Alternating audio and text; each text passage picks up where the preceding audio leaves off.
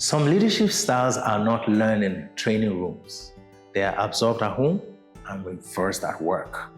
Because not all leadership behaviors are taught. Some are inherited and then reinforced. Let me tell you a personal story. And before I begin, let me mention that I grew up with a very loving and selfless father. He was a great dad to us, his 5 children, and an incredibly devoted husband to my mom. But there was one thing that I observed growing up. Whenever something wasn't right or something needed to be fixed, my dad would bark. Not out of malice, but out of urgency and authority. And boom, like magic, things got sorted. Problems were fixed, people responded, outcomes improved. And without realizing it, I internalized something. This is how things get done. Fast forward to my first job. My first boss had a very similar style. When deliverables were slipping or things weren't going right, he would raise his voice, apply pressure, and bark. And again, just like I've seen growing up, things got done. Targets were met, issues were resolved. Now, by this time, I didn't particularly like this approach. The high decibel tone, the tension, the discomfort. I began to loathe all of that, but I couldn't ignore the outcome. It worked. Things were getting done. And this is where it gets really interesting, because from a behavioral science perspective, we don't just learn behaviors, we learn what appears to produce results.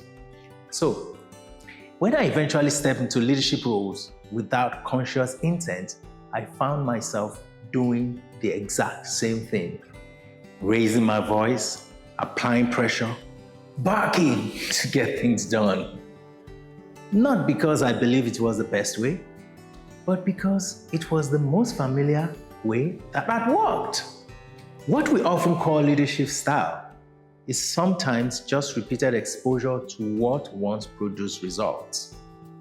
That pattern continued until I joined an organization that took leadership development seriously, an environment that didn't just measure outcomes, but paid attention to how those outcomes were achieved. That was when I started doing the real work, not just of leading others, but of examining myself. Because I began to realize something critical. Yes, pressure can drive performance in the short term, but over time, it can also erode trust, reduce psychological safety, and quietly disengaging the very people you depend on to get the job done for you. And more importantly, there are better, more sustainable ways to drive performance, clarity over intensity, accountability over fear, and influence over volume. Just because a leadership behavior works doesn't mean it is working. Effectiveness in the short term can disguise as damage in the long term. Because leadership is not just about getting results, it's about how those results are produced and sustained. And sometimes the most important leadership work is not learning something new, it is unlearning what once worked. I'm curious, how much of your leadership style is truly yours? And how much of it is a reflection of what once worked on you? If leadership style is inherited and it works, do you still have a responsibility to change it?